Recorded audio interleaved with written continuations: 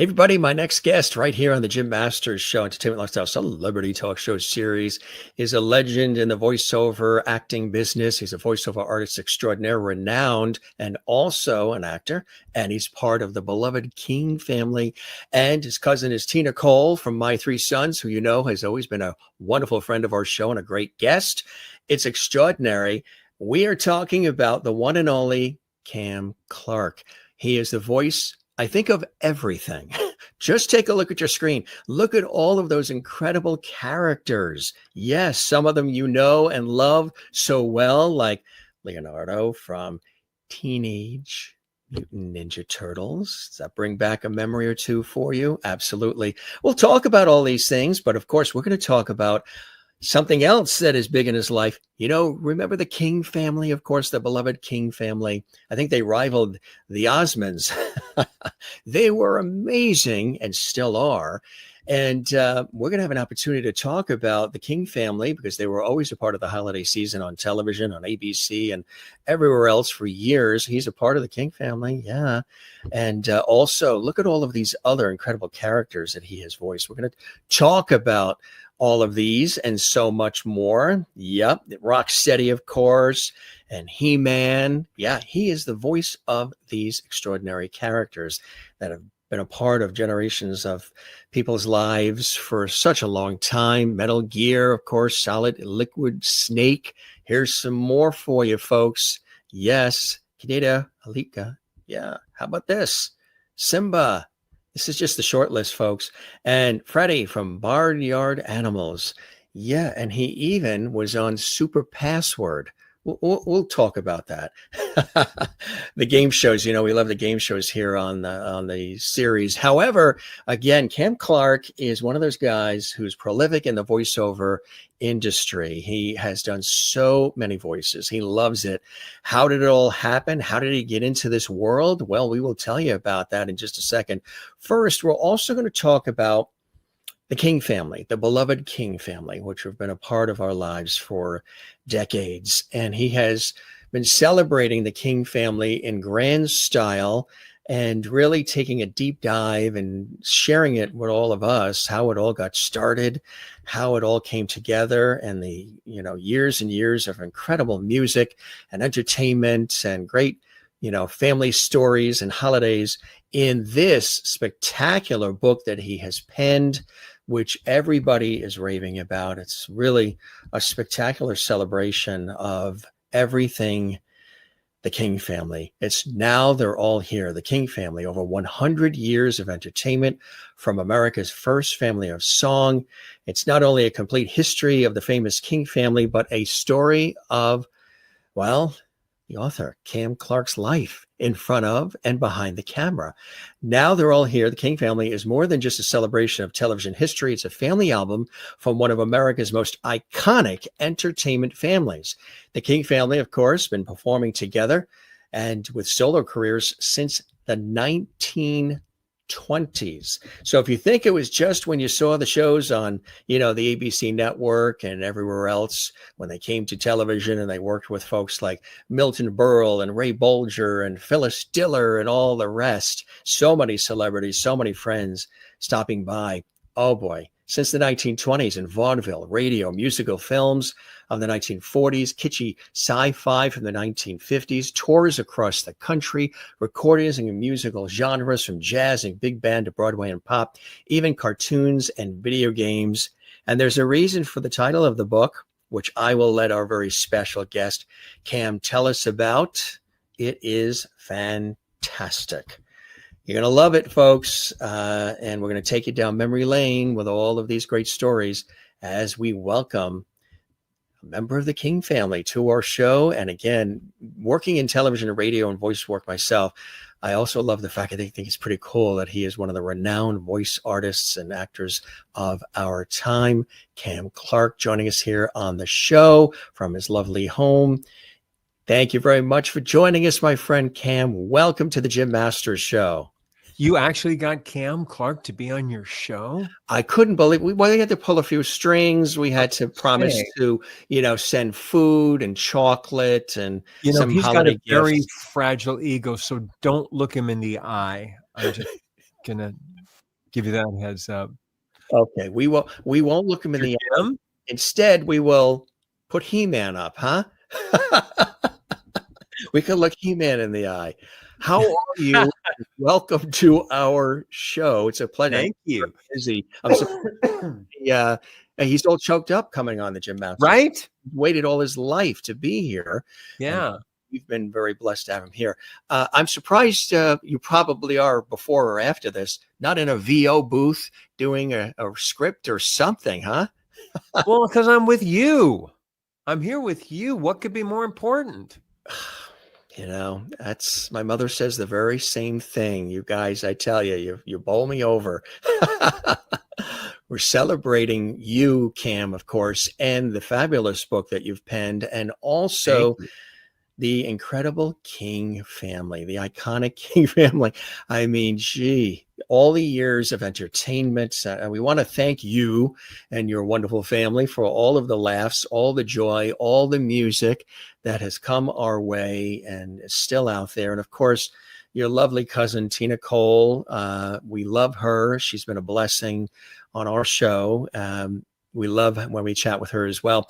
You come from a real creative family who's got a lot to share, a lot to say, and a lot to do, huh? I can't deny it. It is indeed the truth. No conspiracy theory here. It's we've been, as you said, it's literally our 100th anniversary, having started in the 1925. Which was like my goal for getting this book out. I tell you, the book really is something quite special. Tell us about the origins of the King family for those who don't know, those who've seen them and who've enjoyed the music and enjoyed all the wonderful, heartwarming stories and tales, but they're not as familiar with, gee, how did this family come together? They know right. The Osmonds, they know some of these other families. How did the King family come together? Actually, well, I don't know if fluke is the right word, but certainly wasn't anybody's anybody's plan, really. The King sisters, my moms, and I call them my moms because they're pretty much interchangeable. They were asked to do a early 60s. They were asked to do a fundraiser,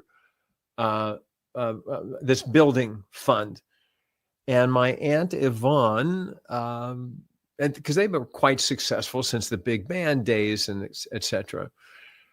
Wouldn't it be a wacky, kooky idea if we brought the kids on stage and made it a family affair and teach them some numbers and stuff? And the older kids in my family, I was one of the littles. I was 6 years old when we did this benefit. In Hollywood back in the day, whenever there was like children's voices required on recordings, whether it's Frank Sinatra with High Hopes or Doris Day with Que Sera, or the soundtrack to Bye Bye Birdie. Often, many of these child singers were the children of celebrities, of famous singers. So it was an easy go-to, yeah. And so the big kids had already been performing, behind the microphone in studios and such. So it wasn't like totally an unknown. And we kids were also raised under the piano, basically. She happened to have this filmed, and she took it to a friend of hers at ABC, who said, "This is insane. I'm going to get you an editing room in San Francisco. Cut this down to an hour, and I will present it to the men upstairs." And she did, and he did, and they said, "Damn, how soon can we get a pilot?" So pretty much Cinderella, again, she was just like going, when can we do this kind of different? Right. That's amazing. So they took to it right away. They liked the feel and the vibe, and they said, we really need something like this. And it grew from there. We've got some really terrific photos. Look at this one. Wow, that's great. Tell us about the wonderful group here, Cam. These are the King sisters in the late 1940s. Wow. My mom is the one closest to the upper left. Mm-hmm. And that is all of them with their that's like they timed it with their second children. Their second children's what is that? Yeah, right. each of them had one older child in this photo, but these were all born in a similar time frame. Wow, that's fantastic. And look at this one too. That's a great where'd you get that? I tell you. Look at that. Look at it. There's a cutie there, huh? You deep with diver. Mom and dad, right? Yeah, just love that picture. Were you already thinking about what you're going to be doing in your career then? You have that look of, this is what I'm going to be doing, Mom and Dad. Yeah, it's like, I don't have time for a photograph. I got to get back to work on putting my career together. And what's funny is you knew exactly where the camera was pointed because you're looking towards it. They're looking at you, but you got the camera. You already learned early. See? Look at this shot. Oh boy. Also thinking about what's happening and what he's going to be doing. That's probably 6th or 6th grade, maybe. Mm-hmm. That's so cool. When did you realize, what was happening and that this was a big thing, that you have this family of extraordinarily, talented people and that they're all beloved and, the family just continued to grow and grow and grow over the years. And look at this shot. Yeah. You know what? I wish that were clearer. That's a great That shot. was just taken with a, somebody's camera, some fan in the audience sent it. And we are performing our finale. This was probably 1976, I think. Yeah. Mm-hmm. And we're doing a medley from the Broadway show, from the musical Godspell. Dang, yeah, I love this picture. So many great moments and so much love, within the family, and you guys shared it with all of us. I mean, it's not, a small family by any shape or fashion. And it's amazing to be able to pull everybody together in the way that you guys have done over the years. Of course, this is a wonderful shot of everybody here. Well, and as my Aunt Yvonne used to say, regarding this subject, she says it couldn't have happened at another time because none of the kids were married. They were at oldest. They were like the oldest were maybe 20, and the rest were indeed teenagers. And we all still lived in LA because the sisters were still quite popular, and so everybody was here back in those days, in the beautiful how Hollywood was in those days in LA, just in the late 50s and all, just a beautiful place. Mm-hmm. Glamorous, just so much spacious going on. Still, where I lived, there were still, mile to the west or a couple miles to the west, there's still, orchards and, orange trees and all that kind of stuff. No car chases going on. And yeah. Graffiti was at a minimum. Graffiti was at a minimum. And if it was art. Yeah.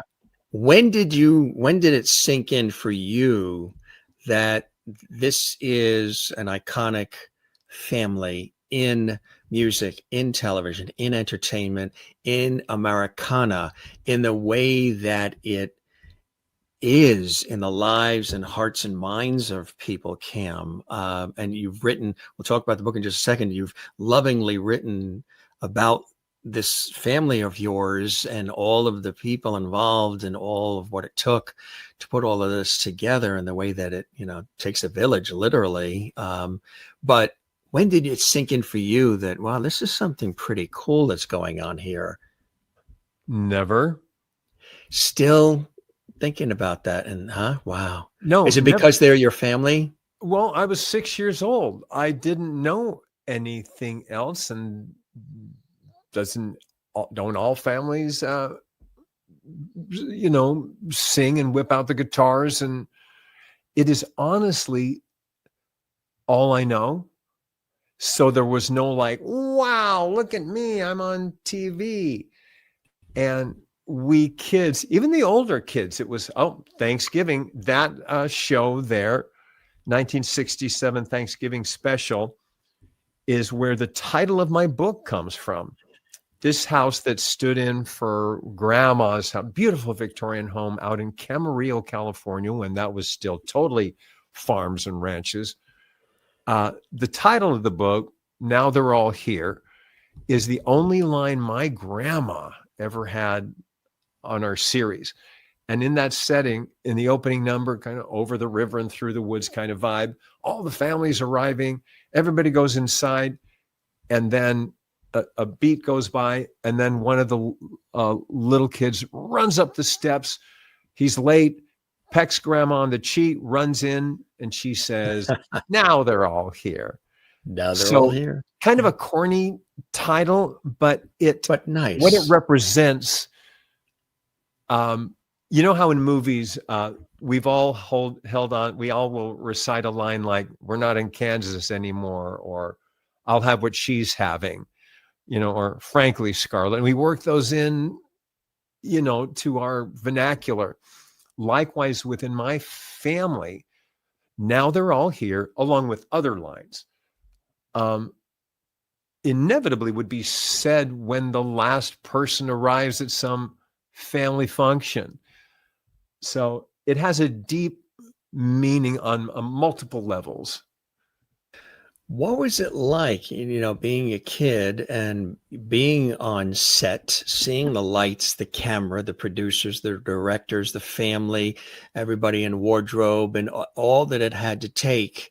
I can come at it from college forward, working in the industry of TV and radio, but here you are a kid and you have all of this action going on around you and this excitement, and you're in a network studio, and there's precision and rehearsal. And what was that like for you, Cam?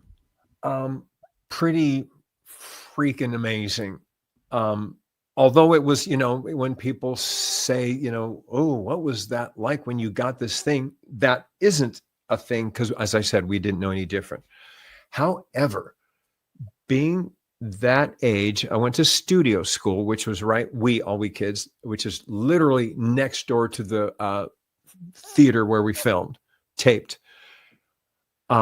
It was like playing dress up on crack, or being in your fort that you've made, all those things that you do when you're a kid.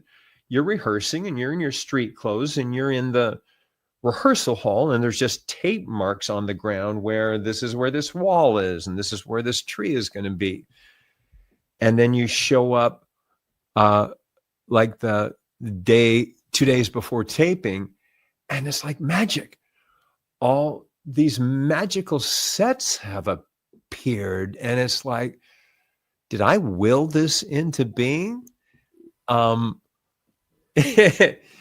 fact, I always had this joke that I'd be on my psychiatrist's couch saying, I used to, in one of our touring shows, our Christmas show, when we sang Christmas Waltz on set, it would start to snow.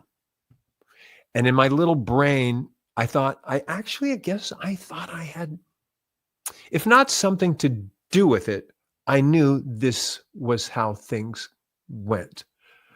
And I'd be on the couch going, I used to make it snow at 10:15 every night. Why can't I do that anymore? And it's kind of a bittersweet thing. But I mean, childhood, not for everyone. Don't get me wrong. I'm not aware. but for people who did have an enjoyable time as a kid, the older we get, the more precious and poignant those days can become. So it was magic when you'd show up and those tapes on the floor were now a house, like I said, a tree or a bench or a slide or a jungle gym or big animals for this zoo thing we did that would, move and stuff. That was pretty fantastic. But I thought it was like, cool. This is so cool. But it didn't trigger into how is this a thing? So it's kind of also fun that it wasn't any deeper. It's just like what we say about when you're young, you get older and you go, oh, if only I'd realized, how great I looked, or, simple and da.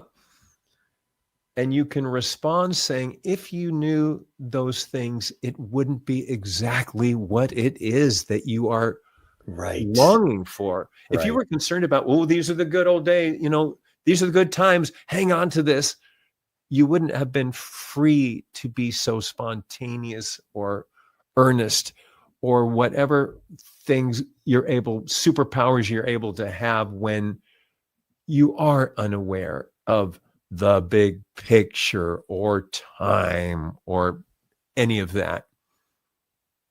Very true. You're just doing it. And if you're overanalyzing it or just focusing it too much on it, then obviously sort of takes away some of that. You're not as present. Right. And the joy and the luster and the authenticity. Yeah. Why do you think it is that we're craving all of these things now? The King family, the Andy Williams Christmas specials. I mean, all of these fabulous things that were on the Dean Martin shows, all these things that were You're not old enough to know all that stuff. Of course, the Dean Martin roasts and yeah, Ernie Kovacs. Okay, stop it right now. That goes back. What do you think it is? And what a blessing it is to have all of the archives of this material to be able to share in the way that you're able to share it too. My family, first of all, to answer your first part, I think that is kind of a generational thing. And people, when you start to hit 40, and that's midlife, and you start looking over your shoulder where you hadn't before to see where you've been and not just where you're going. So a longing for your youth when weekends, Friday after school, it was eons before you had to go back to school on Sunday. And we embrace that because of the simplicity that adulthood steals from us. There's no way to be that clear of brain because we're grown-ups and there's stuff we have to take care of. So I think everybody did that. And like you fast forward another 15 years to, like, as you, I think, I do the Comic-Con circuit now regarding my own career. And so likewise, I have the boomers, we're the third act and then some. But when I do my shows, remember my biggest title, which is Ninja Turtles, hit in the late 80s. Mm-hmm. So my fans they're 35, they're 45. So they're in that spot where I want to go back to something simpler. And the last time I remember that, I was sitting with a bowl of, Cocoa Puffs in front of the TV watching my cartoons. And the King family fans, although it was in prime time, the ones that are alive, one of my favorite pictures, They too, remember, gathered in front of the TV. Also, there used to be family watching TV. It was not splintered. Everybody would go and sit down in front of shows they liked, whether it was Ed Sullivan or King Family or Andy Williams or whatever. It was a family affair. But these turtle fans and gaming fans, they are at that same place. They're looking back, and they come up and they, I spend 2.5 days saying thank you for them, saying you were my childhood.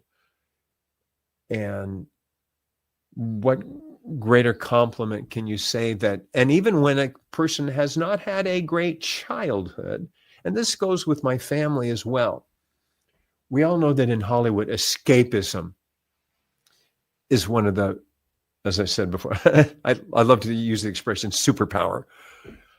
And you could have come from, maybe you're an worst thing is you're an only child, but maybe you're single parent home, or your foster system, or there's fighting, your parents, it's a dark place, your home.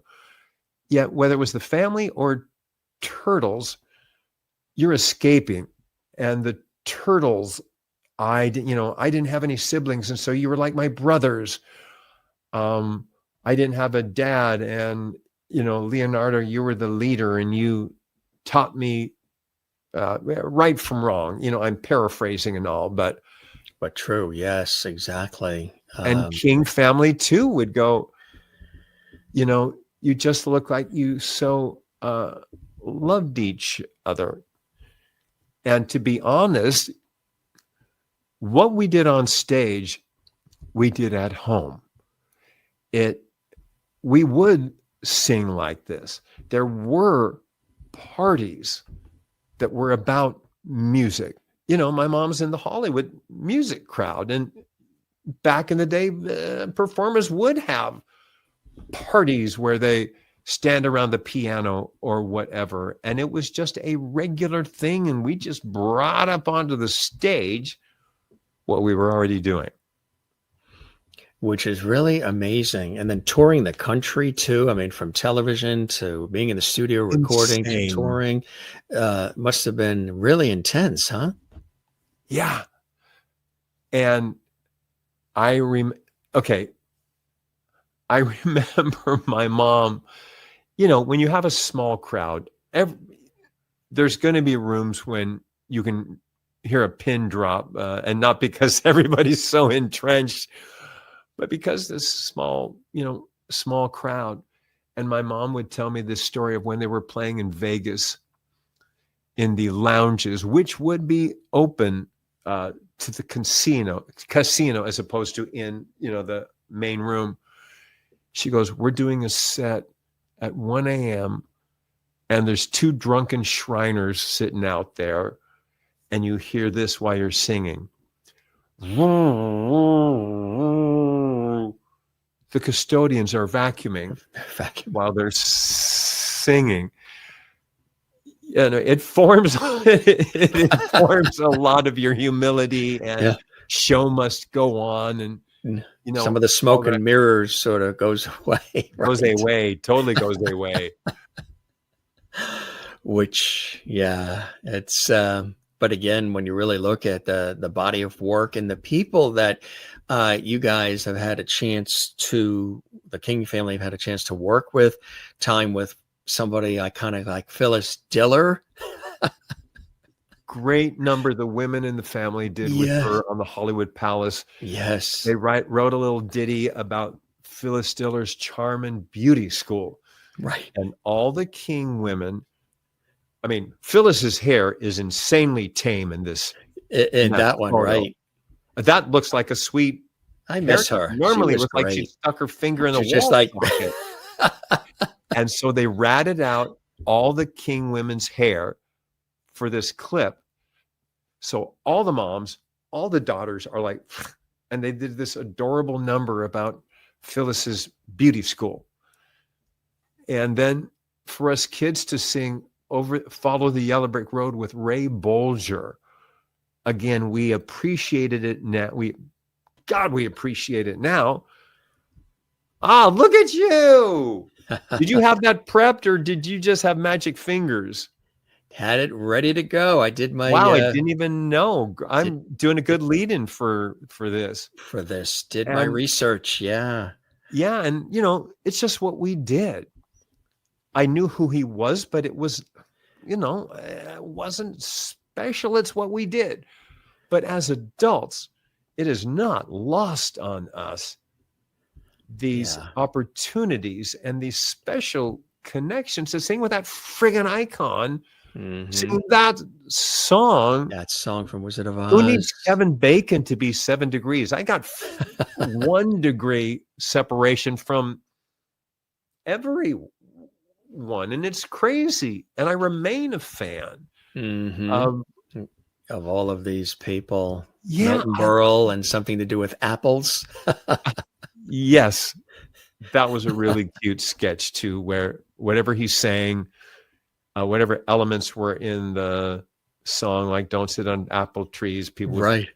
out of the stage, apples would drop, or whatever song about rain, pour buckets of water on them. Very cute, very in the vaudevillian way that was still alive in musical variety shows in the 50s and 60s. They use a lot of the same silly jokes, and I loved it, and it worked.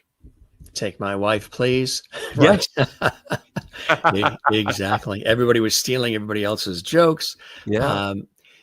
A lot of things that you provide so much nostalgia in the book as well, and this heartwarming and heartfelt tribute to a family that really defined the spirit of family entertainment for generations. Cam, talk about Tokyo Rose with the King Sisters and Yvonne's recording of Nighty Night that would be broadcast over Armed Forces radio right before lights out, and it would really implore the soldiers to go home and listen to Yvonne in person rather than. That's what Tokyo Rose would. She said, Fabulous. Wouldn't you boys rather be home listening to Yvonne than out here fighting the Japanese? Insane. And I didn't even know this till later. To the moms, this is their kit and caboodle, all the things that happened. And I learned about this in conversation. I'm like, hold on, back up. Tokyo Rose, what? And it's like, oh, honey, yeah, didn't I ever tell you that? Yeah.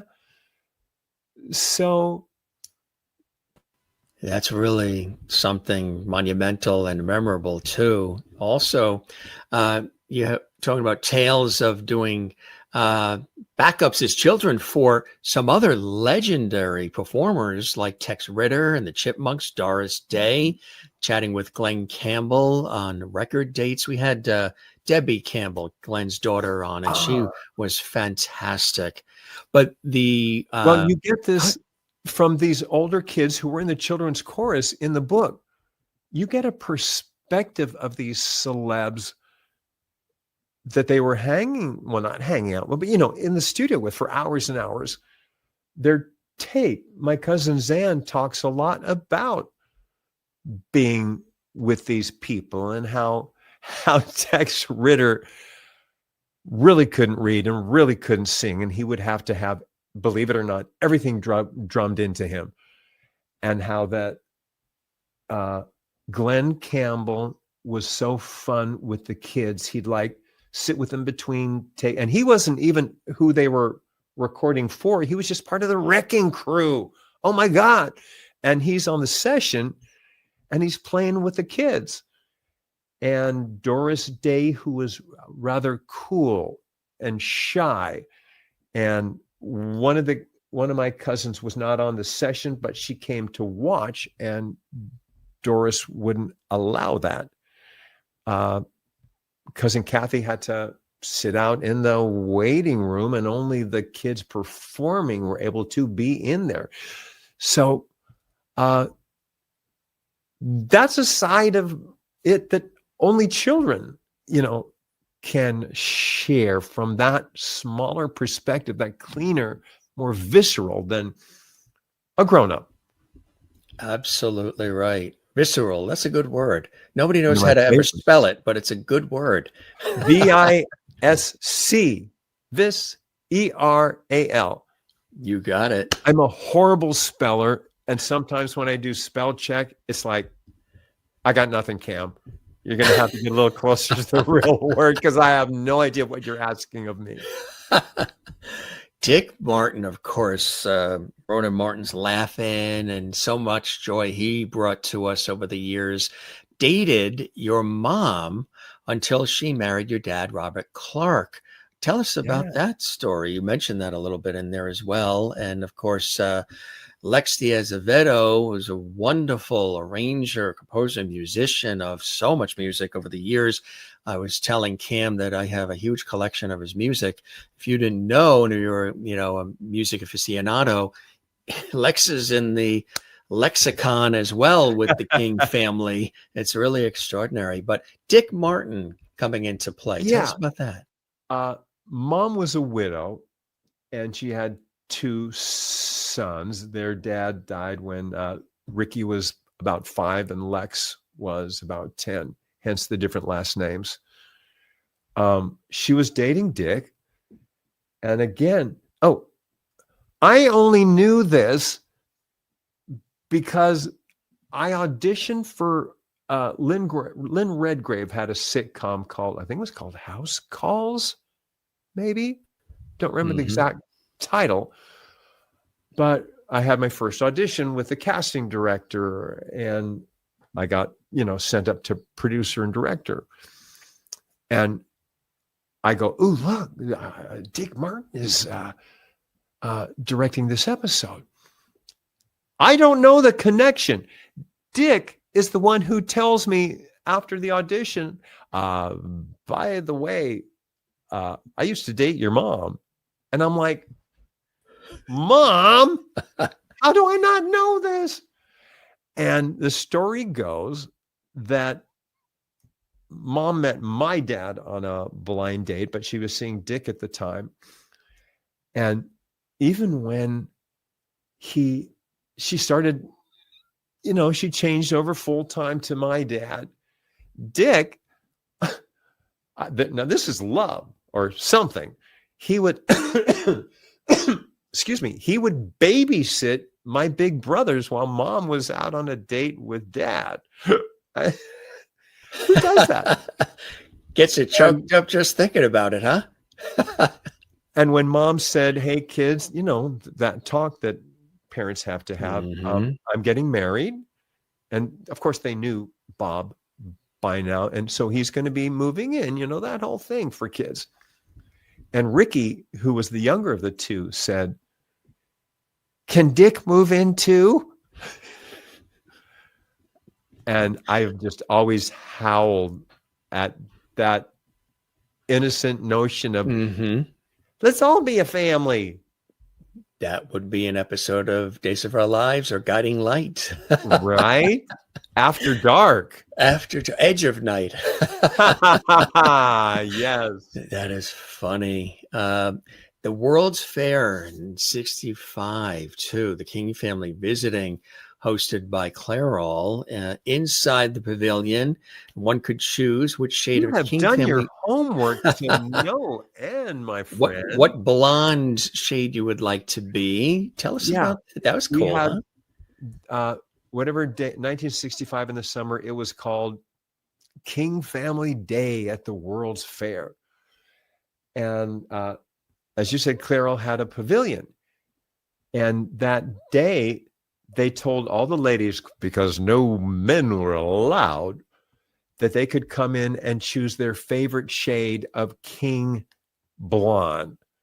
And literally, it was like, here's Alice blonde, here's Tina blonde. Of course, 90% of our moms were indeed bottle blondes, as they used to say. So they probably are that color blonde from Clairol, but still it was a delightful gimmick. It was a great idea. Yeah, they should have done an ad about it, Exactly. Back in 67, the Christmas special as well. Rick, who was on special leave from the army, surprised your mom by sneaking up behind her on stage while she was singing I'll Be Home for Christmas. Not a dry eye in the house. A beautiful memory there, Cam, huh? Yeah, and you got, as you can imagine, when you're doing a surprise, whatever on TV or something, you got one take to get it. If something screws up, it's ruined because you can't fake that. And we've all seen the, lovely Instagrams or whatever where military comes home and surprises family members or friends. And I'll be sitting there in tears seeing these reunions. And likewise, this went smooth as silk. They hid Rick at Yvonne's house, sequestered up in the attic or whatever, and hid him on stage. Hid him. No one knew he was even, none of it. There's 36 of us, and they kept him so tucked away, even on the set, that nobody knew he was there until he literally steps in front of the camera behind mom. That's a magical moment and just really a beautiful thing to do as well. Real fantastic surprise. Bob Mackie, I mean, whose life hasn't Bob Mackie touched over the years? Carol Burnett, of course, talking about Bob Mackie and that incredible Scarlett O'Hara outfit with the curtain rod coming down those stairs on that episode of the Carol Burnett Show. Absolutely perfection. I don't think there is any costume, the most extravagant or whatever, that tops that idea for perfection in performing. Now, Bob Mackie in 65, here comes the King's family, and he made all of the kids Halloween costumes that you wore trick-or-treating, huh? Who gets to say that? That Bob Mackie. Yeah. Do you still have it? I don't doubt it. You probably well, no, but it's only an accident that I do have it again. My cousin Susanna, this was years ago, 20 years ago or more. She calls me up and just says, "Hey, I was just cleaning up my kids' not toy box, what do you call it? Costume box, dress up box. And I think this might be the clown coat that Bob made for you." And she took a little photo. I went, "Oh my God, that's my coat. That's my coat." And that could easily be in a landfill. So I called up Bob and I said, "You can totally say no, but I'm going to ask, can you return this to its glory days?" And he didn't even skip a beat before he just went, "Absolutely." So I took it over to his place and he put new sequins on it and rebuilt the derby that I wore that had shocking pink pheasant feathers in it and, stuff like that. And built a new collar with a big high, like clown collar with a pink and black striped tie that went down to my knees. And on my 40th birthday, he surprised me with he did a sketch of the whole thing. And it is one of my most prized possessions. He was so fun to work with and so good talent-wise too, because it's not like we have the budget of Carol Burnett, He's having to dress 36 people, all different sizes, and every week. So that's quite a training ground. That really is, Kim. And what a great story. I mean, so many of these shared, in this loving book. The Girl Cousins and Richard Pryor. Here's a shameless plug. Yeah. This is the book we're talking about, y'all. It's always great when they hold the book up. Let's see that close up there. Tell us about the cover and the selection of that photo and all of that. I'm sorry, was there a question in there, Yeah. sir? Tell us what you were doing. Such a beautiful job of holding it. Of shaking while I hold that I book up to the screen? think QVC was calling and wanted you to stop by. Yeah. I was mentioning how'd you come up with the design of the cover and the selection of that particular photo on the cover? That was one of our very first episodes, and we often in those first episodes just introduced everyone to sort of would stick in people's brains with that big of a cast who belongs to who. And so we used the theme song from The King and I should say they did. And we all came out with those blue sashes and the girls with tiaras and the men are all in tailcoats like the King family, the royal family. And just like in those old King's Court movies where the guy goes, the Duchess and Duke of Blibbity Blue. Yes. And so the announcer would say that the Robert Clarke family. And we would enter to the da ba da ba da ya da da da ba bum ba dum bum bum. So again, I'm oblivious to this is insanity and This so is just- neat, but I'm doing it because cool. This is what we do. There's never a question. It was like, do you kids want to do TV? It's like it was just like, hey guys, time to go to school. Here's your lunch bag, or we're going to church, or going to grandma's. It's just we have a series, and we start taping, in December. I was like, oh, okay, so we're not going to grandma's, whatever. It had that kind of domesticity, Right, for lack of another word, attached to it. Exactly. What was the first time you saw your cousin Tina on My Three Sons? I said, wait a minute, that's my cousin. Oh, true confession. Nobody's watching this, right? It's just you and me, right now. It's just us and maybe some of our relatives. Oh, okay. No, again, under that same umbrella of it's just what we did, I would only see Tina if I happened to be watching that show, which wasn't a regular, at that age, a regular of mine. But again, it's just what we do. So to see her on TV was like, Tina's on this series. It wasn't like, oh my God, Tina's got her own, she's on a series all by herself without us. It's just a day in the life of Cam and his family. Cam's fam. Exactly right. Cam fam. Exactly right.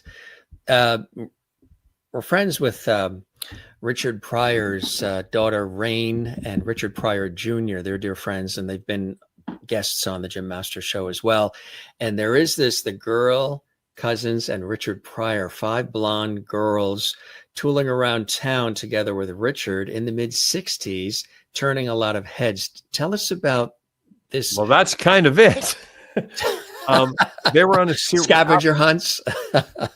Yeah. And John Davidson, who was a guest on our show too, was involved in George Carlin. Yeah, Carlin. These names. Davidson was already a name, but Carlin and Pryor were kind of they were, if not up and comers, they were early in their careers. And the girls got hired on this summer replacement show after our first season we were done. And they were on this show called the Kraft Summer Music Hall, I think it was. And the director or the choreographer called here's again, Clairol. He called, they all had their beautiful blonde hair and they looked like quintuplets. He would call them all right, we need the Dairy Queens on set, because they all looked like they were, from Wisconsin and the dairy farms and all of that. And they became, just like on a lot of shows, they became family. John Davidson's great. He's become a dear friend. He's been on the show several times, and he has this venue up in New Hampshire, in Sandwich, New Hampshire, called Club Sandwich, where it's almost like a shrine. All his whole career is on all the Ah, walls, and he performs, and he's brought in other entertainers too. But he sings, he performs, he does skits, he does jokes, he does this whole thing in his early 80s, and it sells out. We went up a couple of times up to New Hampshire to see him, and just really quite a character, and still entertaining today. One of those performers that it's in his blood to probably never stop. He just loves doing it. Like your yeah. family as well. I mean, just do it all the way to the end, which is amazing. You guys also, there's various sketches too that you talk about. The Carol Burnett sketch, punchlines on the Mary Tyler Moore show and Bob Newhart show as well. And let's not forget Mad Magazine. Parody of the Kings versus the Von Trapps want to get back into the business. So they go over to Ed Sullivan and say, hey, we want to, get back into it. And he goes, well, you're kind of too late because the Kings have taken over. And then someone wrote parody lyrics to Favorite Things. And they're really freaking awesome. Mm-hmm. But you've made your mark when people start using you for punchlines and stuff. There's no greater compliment. And to have oh my golly, her name just escaped me. From the Jeffersons. Isabel Sanford? Isabel Sanford is in that Carol Burnett sketch. Mm-hmm. So they've got all the white girls, and of course, Harvey Korman in drag. Oh, yeah. Of course. And then you've got her up in the back row, and she has this one punchline that is, I'm not the only one up here with black roots. And it's just, I howled, and it was just so hilarious. Yeah. Double entendre, so yeah. Like an episode of Match Game. Yeah. Yeah, I know. Exactly. It's amazing. It really is. And the King Sisters album of death row murder prison parody songs. If Ever I Would Cleave You. Great stuff. In addition to being a part of the iconic King family and all of the years of entertainment and music and so much more, which you celebrate in the book, also the voice, your career voice of Snoopy the musical, Talking Snoopy Doll, anime classic, and so much more. How did you slip into then the world of animation, of characters, of just even voice work? Were you always admiring voice actors, the Mel Blancs, the others, when you were a kid, mimicking? How did this happen for you? And we're so glad that it did, because you're terrific at it. Oh, thank you. For me, a lot of kids, when they're little, they would put on puppet shows and, do little voices. Or in my generation, one of the best gifts a kid could get at a certain age was a tiny reel-to-reel tape machine, later replaced by a cassette machine, that was about like the size of a toaster. All of those things, yeah. Mm-hmm. And I would interview GAF Viewmaster. And I would go around interviewing my friends, my family. That's what I did. Yeah, with the little, I had a Panasonic one with a little microphone. With a little microphone. Yes. And I, at one point, this is so weird. I walked up to Mom. She's at the kitchen, and I've got my little tape deck with a microphone. And I say to her, because I was the show host, and I said, Mom, I need you to sing the ABC song, but in your sexy voice. Said no one ever. And so without batting an eye, the response was she turns around from the sink and just goes, A, B, C, D, E, F, G, H, I, J, K, element. like that. I go, thanks, Perfection. Mom. Yeah. You're welcome. And she goes back to the sink. Likewise, I have to, I know we're just about out of time here. I have a vacation home at Lake Arrowhead. We got a minute. Yeah. You have stories to tell? Go ahead. Sure. And Absolutely. I'm sharing this not like, aren't we great? And so much of this is you'd have to be there kind of material, but I'm aware as it's happening that people are arriving and it's steep and there's steps and it's on the side of the mountain. And my brother Ricky, my cousin Suzanne and I are arriving and have our bags in our hands. We're walking down these stairs to the front door. Ricky is already there. He sees us. He has his guitar in his hand and he just starts singing James Taylor's Long Ago and Far. What is that song? Yeah.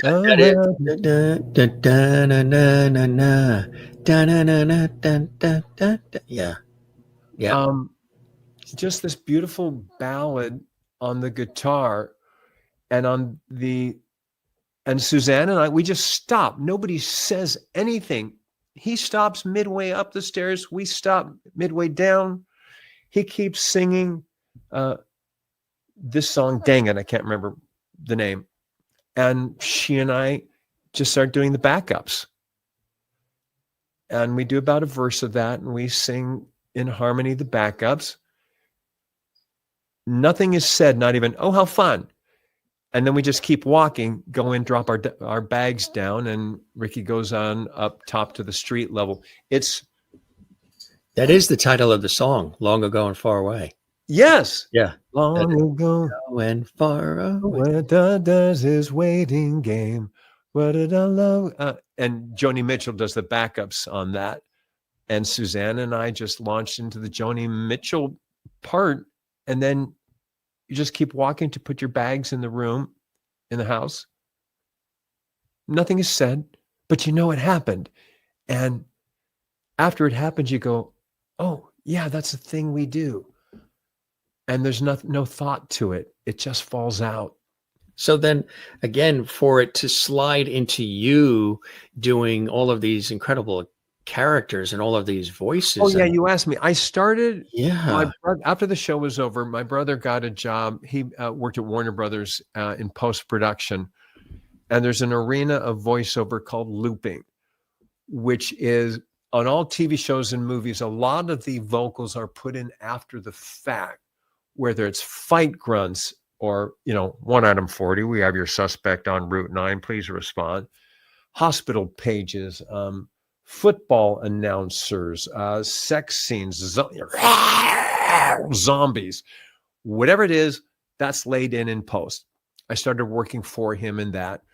And I met this couple on one of the sessions who said, you ever thought about doing this for a career? And I was like, I'm just doing it. And they said, well, we think you should.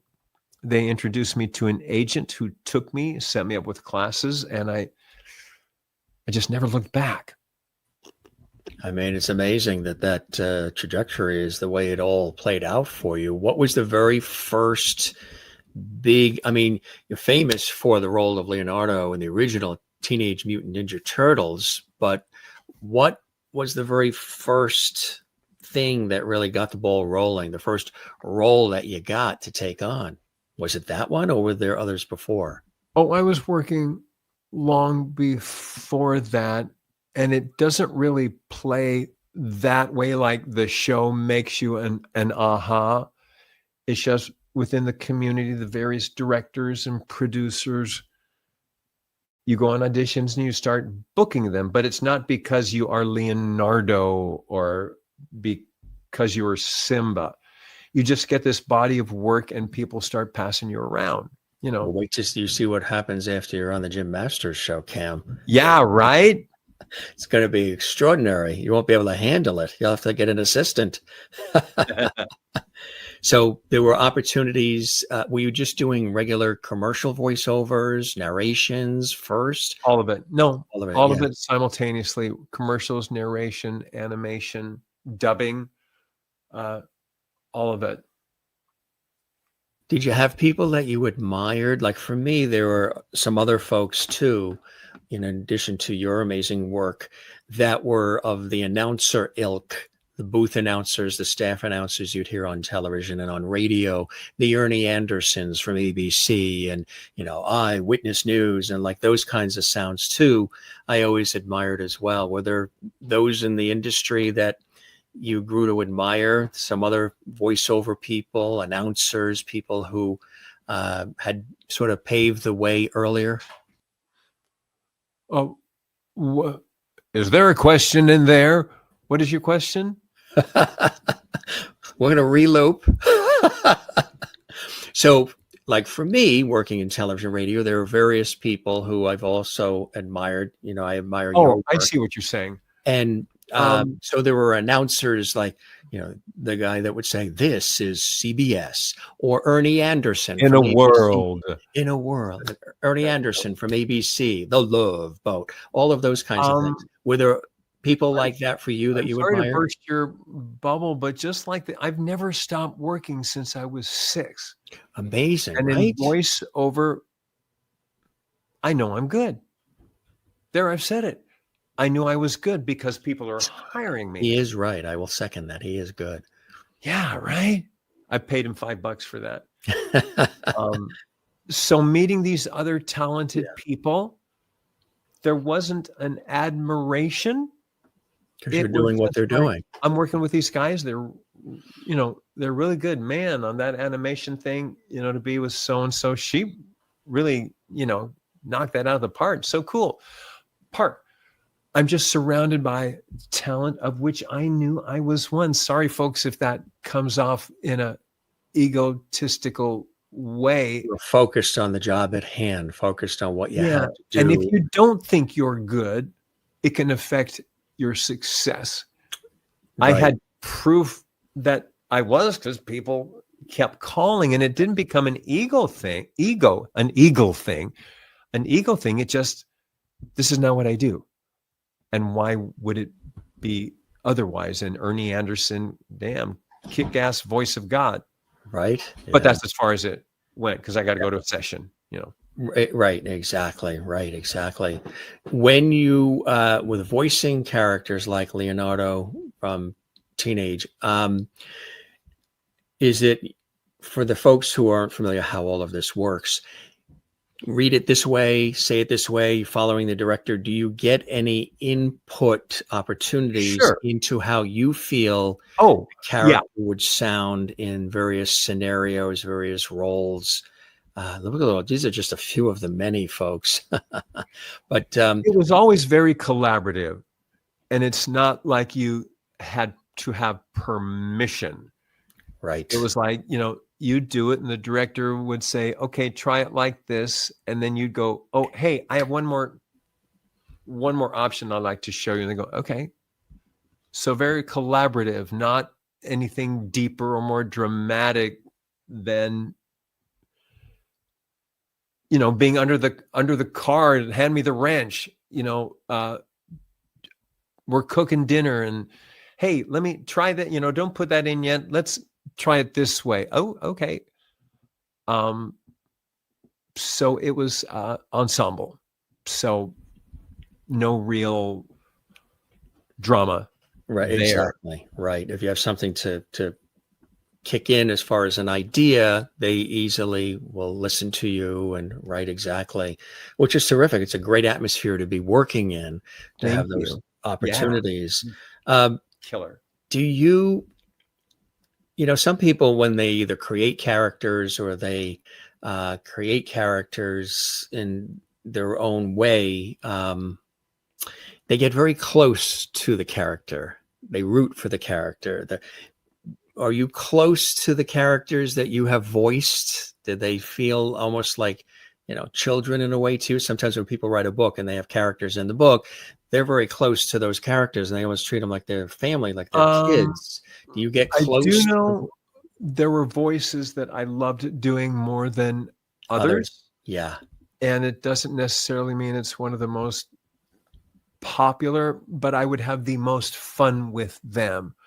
I don't know that I could say I'm closer or that anything like that, but I would look forward to playing this one, where this one I'm, Leonardo. Mm-hmm. I love the show and I love my teammates and blah, blah, blah, but it's not a voice that I would go, I have so much fun with this teenage hero. Being Freddy the Ferret on Barnyard always made me, I couldn't wait to sit next to him in the studio. Wow, good. That guy. And also the Fledermaus on The Tick was the other one that I'd look forward to. And those two, more than any of the others, got my Rocksteady over. But Rocksteady was also just kind of, Yeah. Rocksteady was like this. Yeah. He was fun. He was a sidekick, so he didn't get a lot of love, didn't get a lot of airtime. Still, he is a lot of people's favorite bad guy. So there is that. But those other two I mentioned are hands down. They love Simba. They do. Yeah. That's a great one too. And He-Man, Masters of the Universe. I mean, yeah, it's really incredible. And this is just it. Have you ever, and of course, Liquid Snake, Metal Gear Solid. Have you counted up the amount of characters that you have voiced? No, but people. No, they could tell you, right? Well, they'll often come and go, "Is that you? I heard you." Da da da. I'll go, I don't know. You have to pull it up and play it, and then I can tell you. But I know it's hovering above like 300 characters. That's amazing. Something like that. What would be a voice, whether it's a character or not? I mean, this is just the short list you're looking at on the screen here, folks. But what would be a voiceover that you've done, whether it's animated or not? Could be for, a car commercial or anything else, where that's your voice, but we don't know it, and it would surprise us. Wow, that's Cam that did that. Well, Freddy the Ferret is one that most people don't know what it is. I'm doing it. And my best friend is a rooster, and I'm a ferret, and chicken is tasty, but you can't eat your friends. But a lot of the fans can hear me no matter what I'm doing.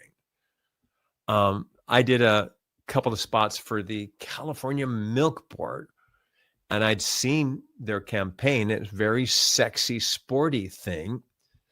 And they had this tagline that was really famous back in the 80s. Milk, it does a body good. Old Cam just got yucky on that, but milk, it does a body good. That kind of sound, And I got a lot of mileage with this guy as well as this guy who would sell hamburgers at McDonald's or Mattel. Get new Rapunzel Barbie and watch her hair tumble down. New by Mattel. So it all informed. I would say my favorite radio piece, it was for an insurance company. And the copy, the person had to go from a teenager to retirement within the 60-second spot or 30-second spot. So I started out here, and then I graduate from college, and I get married, and I have my own kids until it's time for me to retire. And it's one of my favorites to have that range is a gift. And I'm very aware of it. Very popular with his book coming out. Yes, you are. Here it is. It was truly a labor of love. How long did it take you to write it, Cam? Soup to nuts, 4 years. And that's with some downtime for changing horses midstream and, getting back in the saddle and blah, blah, blah. But definitely a labor of love. Congratulations on it. And people I will can go to leave you with this. rarebirdlit.com, right? Yeah, or Amazon. Or Amazon. And there's And go see I will you. say that the tone of the book, and I'll just leave you with this. I'd read a biography on Truman Capote by George Plimpton. And in it, the first page, he goes, hey, if you're looking for a straight up biography, I recommend so-and-so and so-and-so. So he's turning people away if that's what they want. He did the whole book in first person through interviews, and there is no narrator. It is told through first person voices. And likewise, I stole that format. So you've got 100 years where nobody speaks unless they're alive. So it is all I, me, we, never they, them. Right. You know, talking about my mom back in 1939. Right. I'm not alive. I don't get to speak to that. Right. I'm not even going to have an opinion on that other than things like took this for granted, say. Right.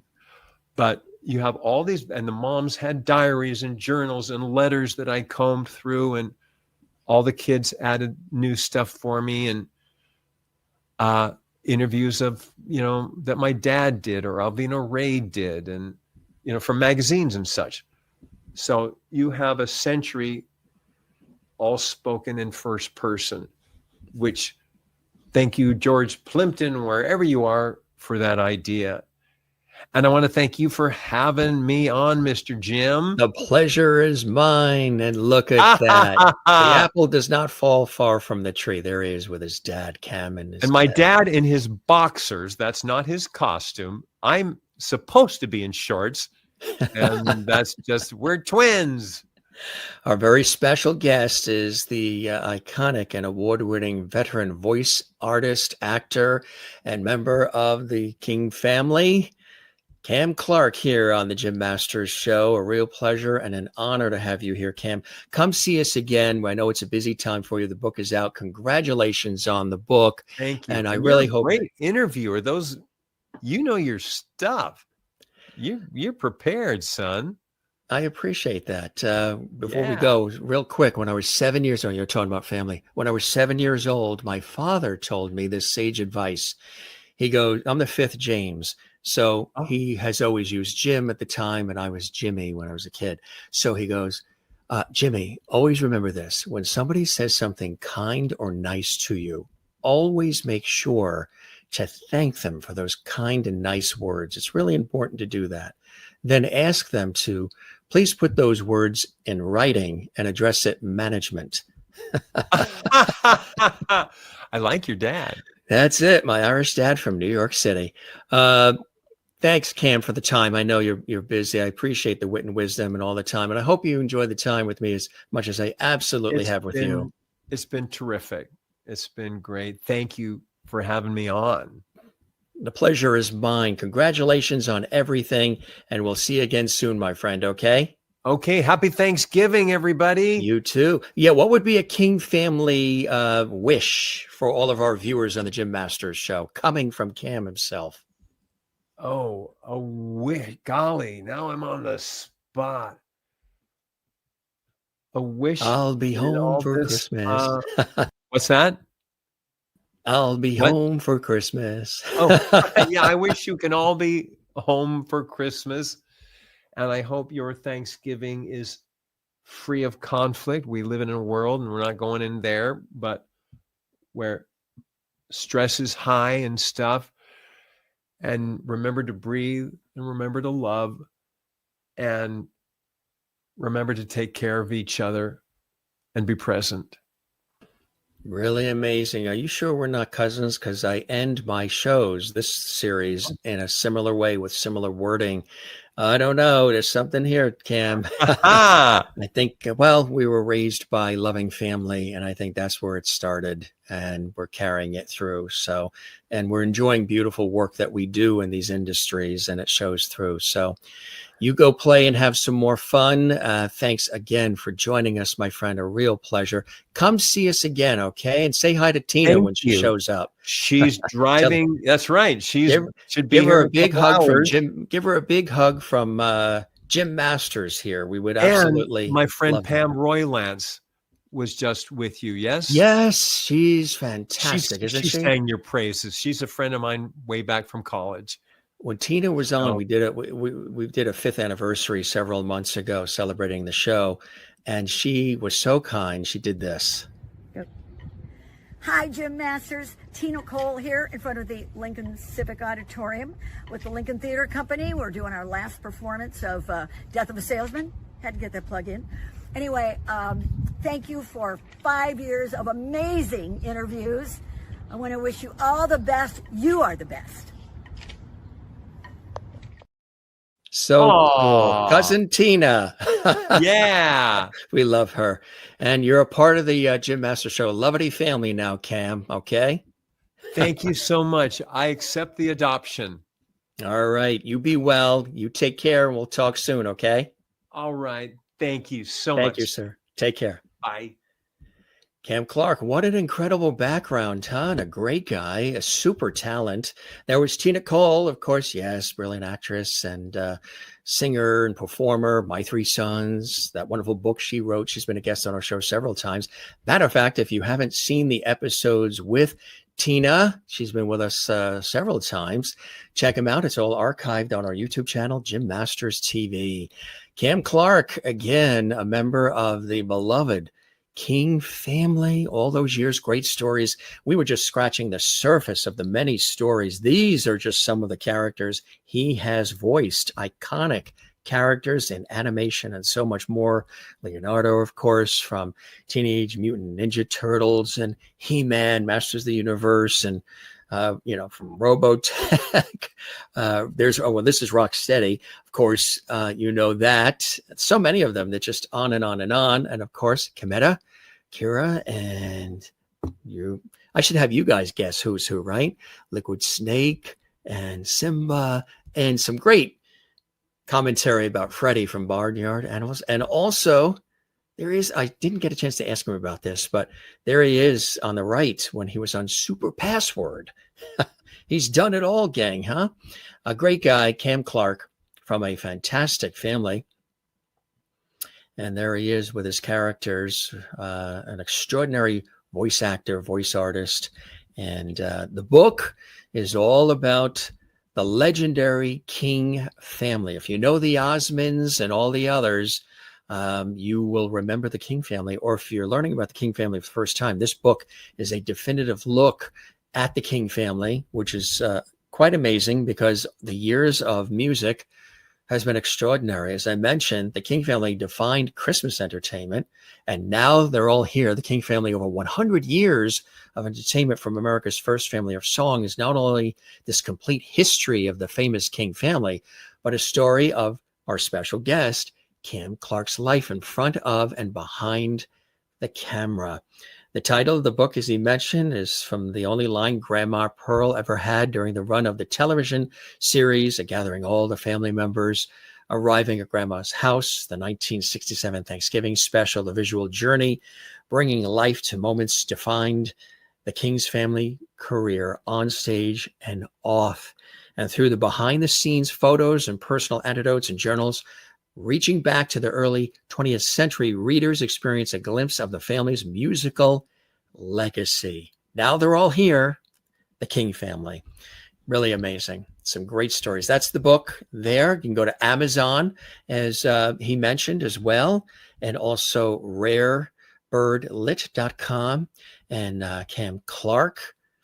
Great stuff, right? I'm your host, Jim Masters. Thanks for joining us, everybody. We hope you enjoyed not only our retrospective, taking a look at the King family from one of the King family's members, the incredible Cam Clarke, who is a prolific, again, voice actor, voice artist. All these wonderful stories about his family and about all the specials and all the people that they worked with over the years, from Richard Pryor to Milton Berle to Ray Bolger to Phyllis Diller. And there's young Cam with so much to come as his life continues, right? Cam Clarke joining us here on the Jim Masters Show, renowned voice artist, actor, and so much more. And good stuff. Hope you enjoyed it, folks. If you did, certainly give this episode a thumbs up, like, and share this episode from our YouTube channel right there on your social media. And subscribe to our YouTube channel, which is Jim Masters TV. Doesn't cost anything to do it. Click the notification bell. We would love for you to do that. And also leave a comment below. Some of the great memories from the King family. Feel free to comment below your memories about the King family and all their specials on television, all their music and the love and laughter and heartwarming stories. And of course, all the characters that the animated characters and so much more that Cam Clarke has voiced and continues to voice all these years. Some of your favorites he has voiced, and it's extraordinary. Jim Masters here, thanking you for your time this time. Till next time, as Cam said, love one another, take care of one another. We say it all the time here. Be good to one another and yourself, and come see us again here on the Jim Masters Show. Also want to let you know that you can follow us not only on the YouTube channel Jim Masters TV, but on Facebook, X, and also Instagram at Jim Masters TV as well. Come say hi, follow us there, like, all the rest. And if you like what you're watching, come see us again right here on our entertainment lifestyle celebrity talk show series we call The Jim Masters Show. We always have a good time with our guests, a lot of fun with our guests, so we always have a good time with all of you. So thanks for stopping by, Liberty Hall and JMS. We thank Cam for joining us, and we thank the King family for joining us as well, and all of the characters that Cam voices and has voiced over the years. It's really amazing. Be well, everybody. And of course, we keep that porch light on for the guests, and we keep them on for you as well. Come see us again. We absolutely love having you here. It means the world that you're here. We love your comments, your support, and everything you do to let us know you enjoy our series. So that means the world to me and to us. We love you all. Take care. Be well. Don't go anywhere. Another great episode of the Jim Masters Show is coming up right now for you. Lots of shows. Don't forget you can binge watch past episodes too. There's lots of them, hundreds of them in the archives at JMS. Be well, everybody. Thanks for joining us on the Jim Masters Show. Cheers.